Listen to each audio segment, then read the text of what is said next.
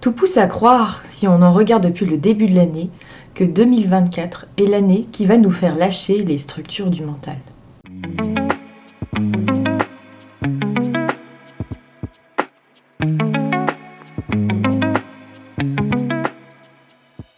Revenons-en depuis le début de l'année.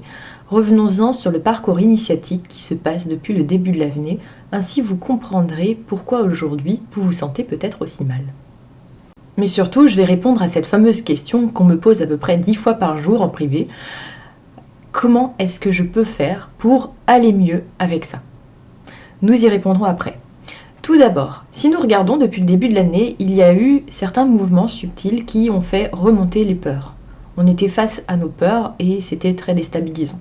Par la suite, arrivé en février, il y a eu, surtout au niveau de la mi-février, le mental qui a été mis à mal. Les peurs, elles sont mises en lumière parce qu'elles sont les causes de ce mental qui a besoin de ce mental. C'est un lapsus.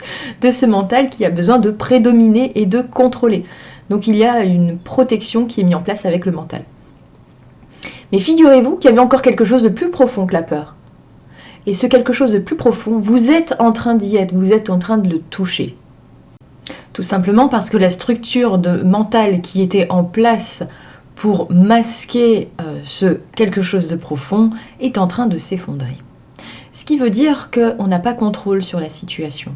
Il y a une situation intérieure ou extérieure qui nous échappe. Une situation extérieure, c'est des faits concrets, si vous voulez. Vous avez par exemple quelque chose dans votre activité, dans votre entreprise que vous ne pouvez pas gérer, il y a un loyer qui tombe en trop, etc. Il y a une situation dans laquelle vous n'avez pas la main. Ou ça peut être une situation intérieure, c'est-à-dire qu'intérieurement vous vous sentez épuisé, vous n'arrivez plus à réfléchir, vous n'arrivez plus à gérer votre quotidien, vous n'arrivez plus à gérer toutes les informations qui vous arrivent, surtout pour les hypersensibles. Les hypersensibles qui, eux, en réalité, pour pallier à cette hypersensibilité, se sont donné la mission de contrôler toutes les informations qui arrivaient. Donc c'est-à-dire qu'ils vont analyser chaque son, chaque odeur en coulisses, même intellectuellement, ils vont essayer de comprendre chaque information qui leur arrive, essayer de tout comprendre, tout analyser. Ce qui fait que ça vient aiguiser leur hypersensibilité, qui était déjà bien accrue à la base. C'est une sorte de petit burn-out qui se passe en fait pour la plupart d'entre nous, et en particulier les hypersensibles.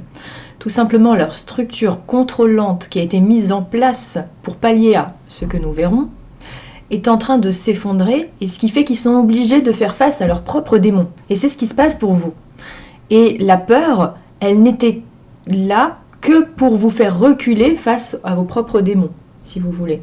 Mais que sont ces démons intérieurs ? Ces démons intérieurs sont le fait de n'absolument rien réussir à gérer. Je ne gère plus rien. C'est un effondrement intérieur face à une impuissance qui a toujours été là, celle de ne pas réussir à gérer, de ne pas réussir à faire face à la situation. Et pour la plupart d'entre nous, et chez les hypersensibles en particulier, ça c'est terrible. C'est-à-dire qu'on est face à toutes les émotions que l'on avait recouvertes et qu'on avait masquées depuis l'enfance, celles où on ne gère absolument rien. Et dans cet espace de bordel si je puis dire, cet espace à l'intérieur de nous où on ne gère rien, il y a tout ce que l'on n'a pas géré enfant. C'est-à-dire que l'enfant s'est senti impuissant face aux situations qu'il vivait. Il y a eu plein de situations traumatiques à plus ou moins grande échelle. Pour un enfant, tout est un tsunami émotionnel, la moindre petite chose. Les émotions qu'il n'a pas pu gérer enfant, par exemple des peurs, des traumas, des incompréhensions, ça fait une petite sidération émotionnelle. Et l'enfant, il a... Et ça, la charge d'énergie, il la prend et il la met en coulisses, dans ce qu'on appelle nos zones d'ombre, les enfers si vous préférez. Et le cerbère, c'est les peurs. Le cerbère, c'est le gardien de la porte des enfers. Ainsi, nous, depuis le début de l'année, on visite nos peurs. On est allé tournoyer autour de la porte des enfers, en disant « ne t'approche pas, va pas voir là-bas, va pas voir là-bas ».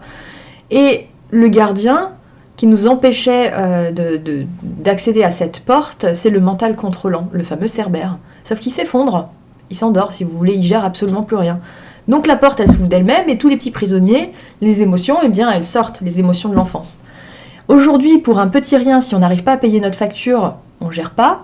Mais le fait de ne pas gérer, c'est pas possible. Avant, on a toujours su gérer, on a toujours eu solution à tout, on a toujours tout compris, on a toujours tout analysé. Ça nous a créé un très gros épuisement. C'est pour ça qu'il nous a demandé de changer d'ailleurs. On a toujours géré jusque-là. Et là, on ne gère rien.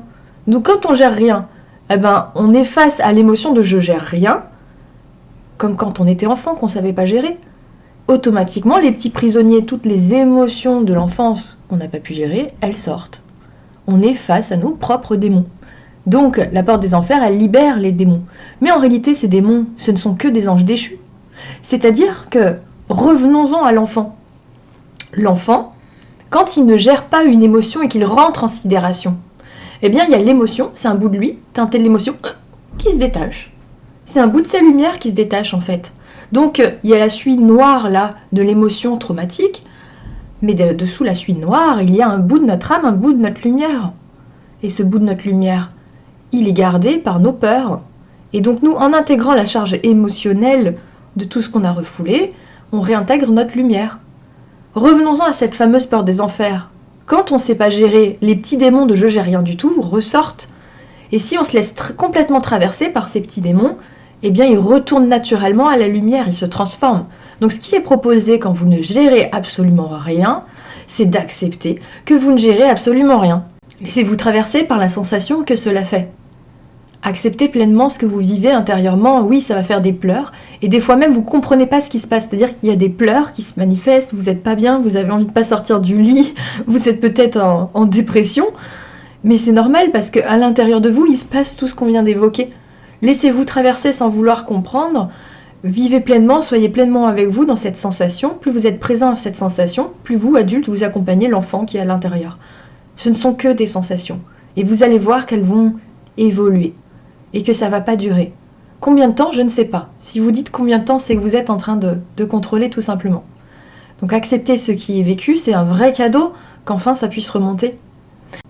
Et si vous avez besoin d'être accompagné, j'ai fait une pause dans les consultations actuellement de 3 mois environ, pareil, parce qu'il vous est proposé aussi de trouver par vous-même le chemin. Que ce ne soit pas un thérapeute extérieur qui vienne vous libérer de vos propres démons, mais que vous-même, vous libériez votre propre paquet cadeau. C'est pour ça que je vais proposer pendant ces 3 mois des ateliers plutôt, parce que je vais vous amener, vous, à avoir les compréhensions, à mettre en lumière certains espaces à l'intérieur de vous-même et vous guider pour libérer les nœuds. Ce week-end, il y a un atelier de 2 heures qui s'appelle l'espace de sécurité. C'est un espace en nous qui régit toute notre sécurité intérieure. Cet espace de sécurité, selon sa construction, il va faire qu'on est plus ou moins dans le mental. Il va faire qu'on arrive plus ou moins à se sentir en confiance dans notre vie.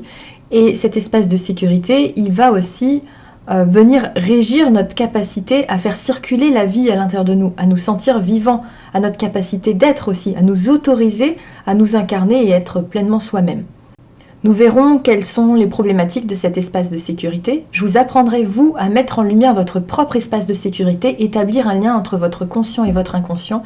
Et je vous apprendrai, vous, à libérer les nœuds dans votre espace de sécurité, tout simplement, afin de pouvoir être libre de vivre et de se ressentir soi dans le corps. Parce que si cet espace de sécurité est l'optimum, notre âme, elle va pouvoir beaucoup plus facilement s'incarner dans le corps sans avoir une espèce de tension permanente, en fait, due à l'hypervigilance.